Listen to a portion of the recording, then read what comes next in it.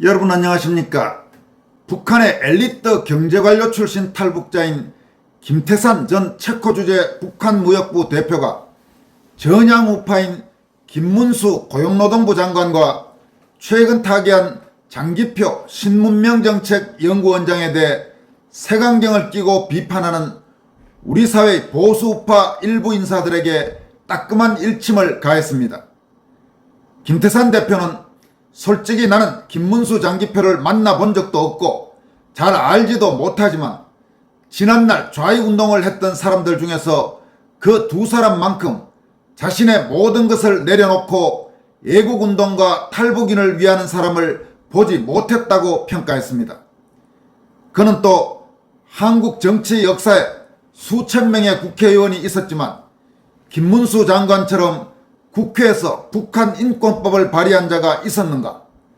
또 장기표 선생처럼 병든 몸을 끌고 추운 겨울에 탈북인 강제 북송 반대와 탈북인 보호를 위해 1인 시위를 벌인 정치가가 있었는가라고 물었습니다.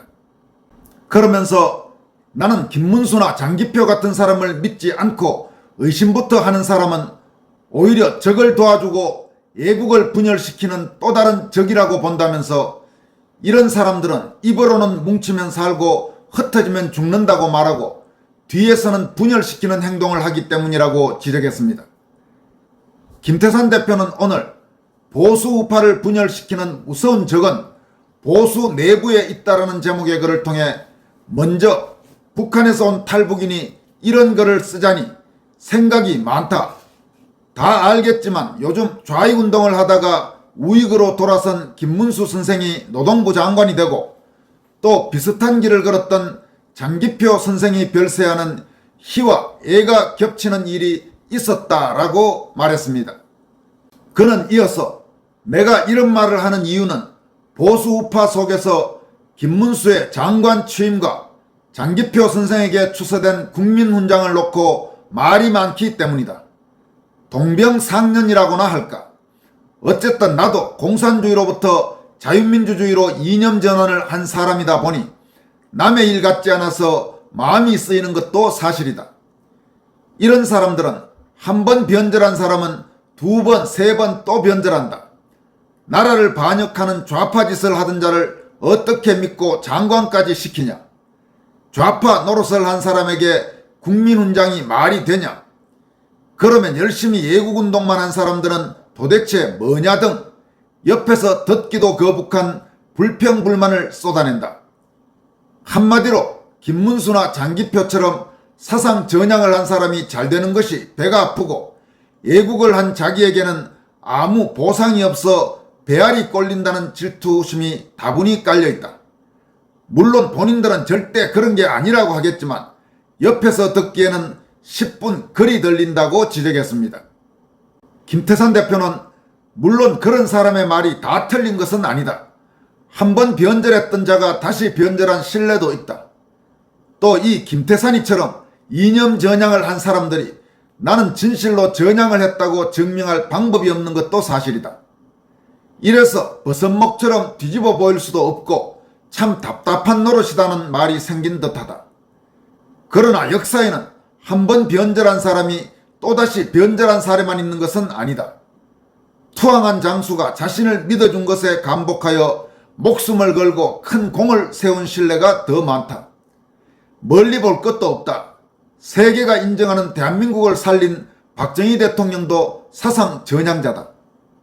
또 역사에는 전향한 적국의 장수를 벌하지 않고 대담하게 믿고 받아준 명장과 명인이 많다. 북한의 김일성도 공산주의를 그렇게 증오하던 김구를 믿고 포섭해서 자기 사람으로 만들었지 않은가. 그래서 옛날부터 믿음은 충성을 낳고 의심은 배신을 낳는다는 유명한 말이 존재하는 것이 아니겠는가라고 밝혔습니다. 이어서 나는 김문수나 장기표 같은 사람을 믿지 않고 의심부터 하는 사람은 오히려 적을 도와주고 애국을 분열시키는 또 다른 적이라고 본다. 이런 사람들은 입으로는 뭉치면 살고 흩어지면 죽는다고 말하고 뒤에서는 분열시키는 행동을 하기 때문이라면서 솔직히 나는 김문수 장기표를 만나본 적도 없고 잘 알지도 못하지만 지난날 좌익운동을 했던 사람들 중에서 그 두 사람만큼 자신의 모든 것을 내려놓고 애국운동과 탈북인을 위하는 사람을 보지 못했다. 한국 정치 역사에 수천 명의 국회의원이 있었지만 김문수 장관처럼 국회에서 북한 인권법을 발의한 자가 있었는가?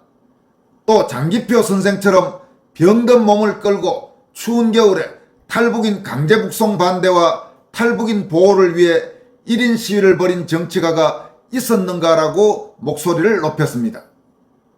김 대표는 만약에 그들이 가짜 전향을 했다면 정체를 더 깊이 숨기려고 더 많은 사람과 언론의 주목을 받을 그런 톡톡 튀는 반좌파 운동을 했을 것이다.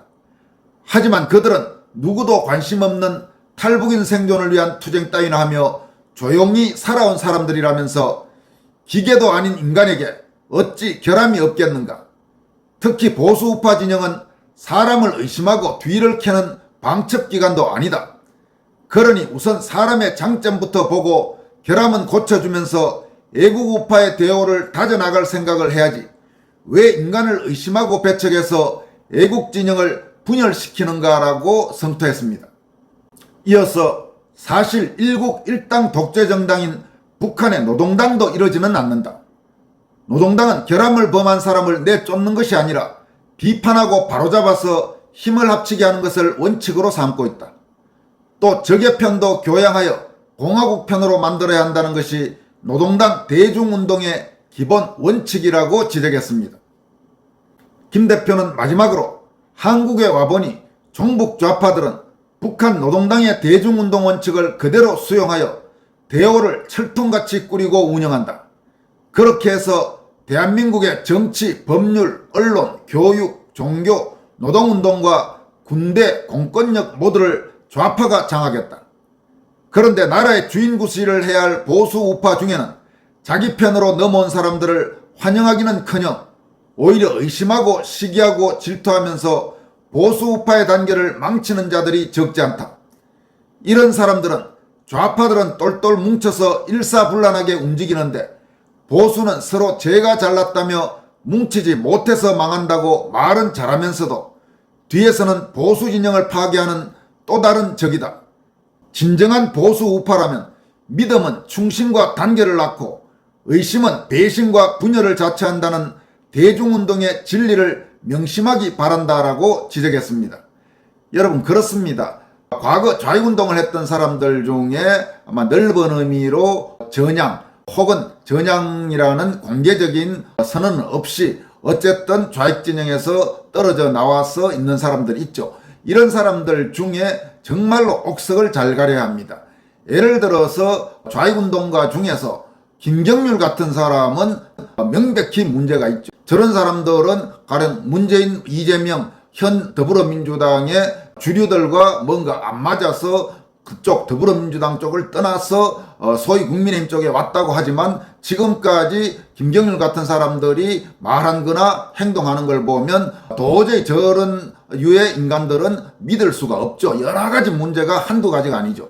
그렇지만은 김태산 대표가 지적한 것처럼 김문수 장관이나 혹은 장기표 선생 같은 이런 사람들은 정말 과거의 좌익운동권에서도 아주 거두였지만은 우파로 전향한 뒤에 대한민국의 자유민주주의와 법치 그리고 종북 좌파에 대한 투쟁 여러 가지 부분에서 치열하게 살아온 분들이라고 할 수 있습니다. 그런데 김문수 장관이나 장기표 선생 같은 사람들조차 배척하겠다고 한다면 도대체 한국의 보수 우파는 설 자리가 얼마나 되겠습니까? 너무 극단적으로 오직 나의 길만 옳다. 그리고 내하고 살아온 방식이 다른 사람들은 믿을 수 없다. 이렇게 한다면 조금 곤란한 겁니다. 다시 말씀드리지만 과거 좌익운동 혹은 좌익에 가까웠던 사람들 중에서 여러 형태로 모습을 보이고 있는 사람들에 대해서 그렇다면 그 사람들이 어떤 행태를 지금 보이고 있느냐를 잘 평가해서 그에 따라서 각각 판단을 달리할 필요가 있는 겁니다. 냉정하게 말하면 윤석열 대통령도 과거 좌익 쪽에 훨씬 가까웠다고 볼 수 있죠. 그러나 최근 들어서 윤 대통령이 보여주고 있는 모습은 상당히 정통 우파에 가까운 행보들을 보여주고 있습니다. 몇 차례 말씀드렸다시피 윤 대통령에 대해서 이런저런 비판도 있을 수 있고 불만도 있을 수 있죠. 뭐 가령 예를 든다면 의대 정원 대폭 확대 문제 이런 부분들에 대해서는 평가가 아주 극명하게 엇갈릴 수도 있고, 그러나 전체적으로 지금 국정을 운영하는 데 있어서 적어도 과거 윤석열과 지금 윤석열은 분명히 다른 모습들을 보이고 있고, 최근 대통령으로서 특히 외교안보 부분이나 전반적인 국가 정체성 문제에서 보여주고 있는 모습은 지지할 요소가 충분히 있다고 생각합니다. 그런 부분에서 사람들에 대한 평가를 너무 자기만의 잣대만으로 아주 협소하게 하는 것은 대단히 위험한 선택이 될 수 있다는 점을 지금 김태산 대표는 지적하고 있다고 볼 수 있습니다. 다음은 우리 국민 10명 중 6명 이상이 한동훈 국민의힘 대표의 직무 수행에 대해 잘 못한다고 평가했다는 여론조사 결과가 나왔다는 소식입니다. 특히 소위 보수 우파의 텃밭인 대구 경북 TK 지역에서 한동훈에 대한 부정평가가 74%를 넘어서면서 전국에서 가장 부정적인 평가가 높았다고 합니다. 쿠키뉴스가 의뢰해서 여론조사 전문기관인 한길리서치가 지난 5일에서 7일 전국에 거주하는 만 18세 이상 1000명을 대상으로 한동훈 국힘 대표의 직무수행 능력 평가를 물은 결과 잘한다는 평가는 31.9%에 그친 반면 잘 못하고 있다는 부정평가가 61.7%로 긍정적인 평가의 거의 2배에 이르렀습니다. 특히 눈여겨볼 부분은 잘한다는 평가에서는 매우 잘함이 17.9%, 다소 잘함이 14.0%였는데 잘 못하고 있다는 부정평가에서는 매우 잘못함이 43.7%로 거의 50%에 육박하고 있고, 다소 잘못함이 18.0%였습니다. 잘 모르겠다거나 답변을 유보한 응답자는 6.4%였습니다. 한동훈의 당대표 직무수행에 대한 부정적인 평가는 연령과 지역을 막론하고 두드러졌습니다. 지역별로는 강원도에서 긍정 31.4%, 부정 67.8%, 경기 인천에서 긍정 30.1%, 부정 62.9%, 서울에서 긍정 33.7%, 부정 60.3%로 모두 부정적인 평가가 긍정적인 평가의 2배를 넘었습니다. 또 호남권에서는 긍정적 평가가 17.6%, 부정적 평가가 67.2%였고, 충청권에서는 긍정적 평가가 49.1%, 부정적인 평가가 50.3%로 그나마 다른 지역에 비해서는 접전의 양상을 보였습니다. 특히 보수 핵심 지지층의 한동훈 지지세가 확연히 꺾인 모습입니다. 보수 우파의 심장이라고 하는 대구 경북에서 한동훈에 대한 부정적인 평가는 74.2%로 전 지역에서 가장 높았습니다. 심지어 호남 지역보다도 TK 지역에서 한동훈에 대한 부정적인 평가가 더 높았다는 점은 눈길을 끌고 있습니다. 또 부산, 울산, 경남에서도 부정적인 평가가 55.8%로 긍정적인 평가 35.6%보다 높았습니다. 세대별로도 70대 이상을 제외한 전 지역에서 부정적인 평가가 앞섰습니다.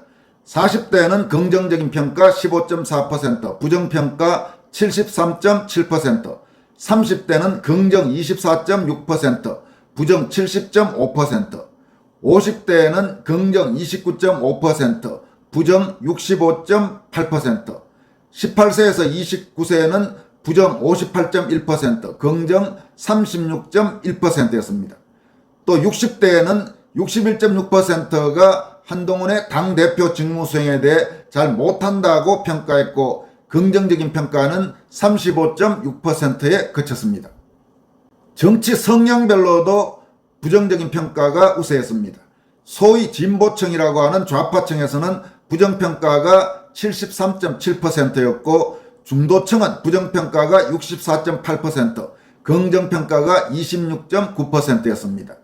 자신을 보수층이라고 응답한 사람들 중에는 부정평가가 49.2%, 긍정평가가 46.9%로 부정적인 평가가 조금 더 앞섰는데 현재 흐름으로 보면 앞으로 그 격차가 더 커질 가능성이 높아지고 있습니다.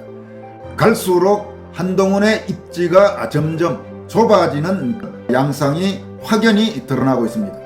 지금까지 권순할TV였습니다. 여러분 고맙습니다.